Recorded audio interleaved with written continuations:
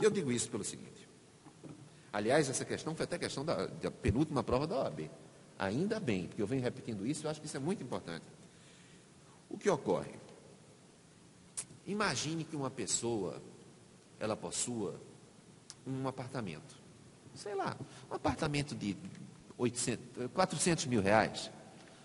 Bom, no Brasil, para haver a transferência da propriedade imobiliária, se faz com registro. Então, antes do registro, o tabelião tem que verificar se os tributos sobre transmissão, não pouco importa para mim, são pagos, foram pagos. E essa pessoa não vai pagar um tributo baixo. Esse TBI não vai ser baixo.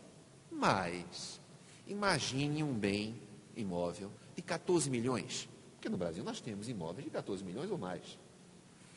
Estava havendo uma febre no Brasil, que era a seguinte: eu tenho um imóvel dos 14 milhões, você tem o dinheiro dos 14 milhões. Então, uma construtora, uma incorporadora tem um imóvel e você tem o dinheiro. Fazemos uma sociedade. E aí eu realizo capital. Quem tem o dinheiro, coloca o dinheiro. Quem tem imóvel, coloca o imóvel. Mas sabe, sociedade, casamento dura pouco. Muitas vezes. E aí quer separar, quer dissolver a sociedade. Aí faz o seguinte: quem colocou o apartamento, tira o dinheiro. E quem colocou o dinheiro, tira o imóvel. E se diz que isso é elusão tributária. Ou seja, não paga TBI.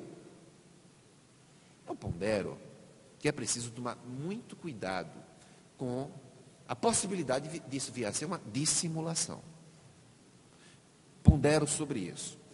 Note bem, e sobre dissimulação, o direito brasileiro copiou do direito comparado o parágrafo único do artigo 116.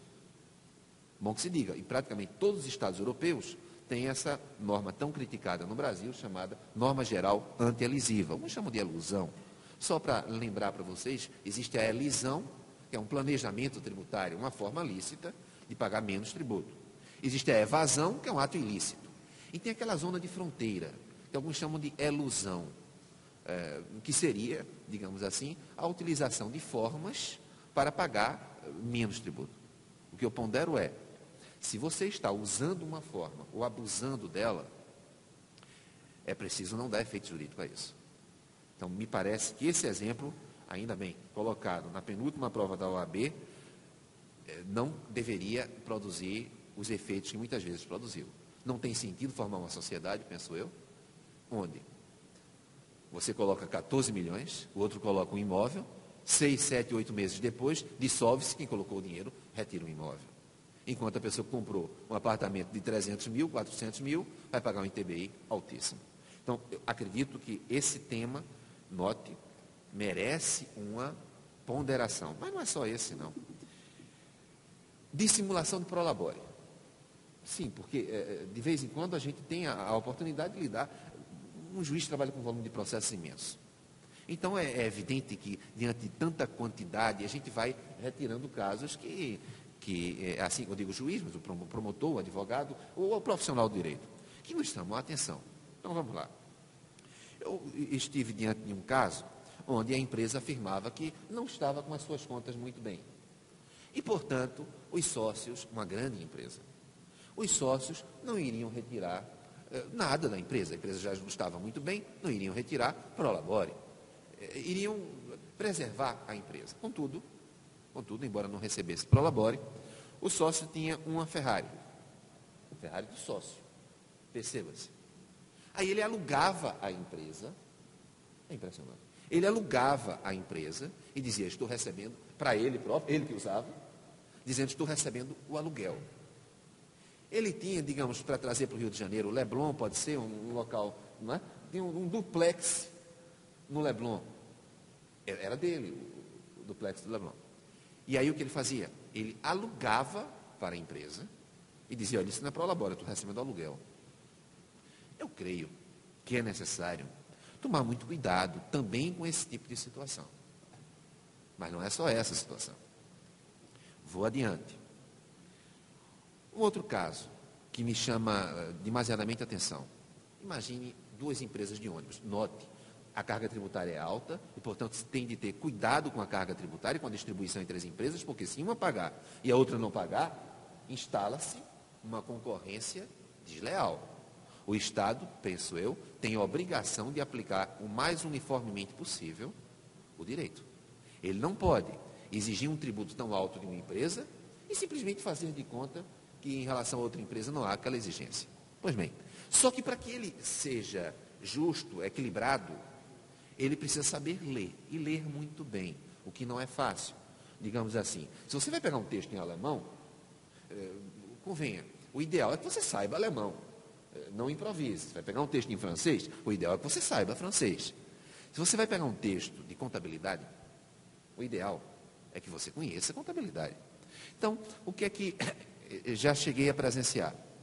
Uma empresa chega e diz, olha, eu não vou pagar imposto, e os nomes hoje aqui não vão me interessar tanto assim, porque eu estou dando prejuízo.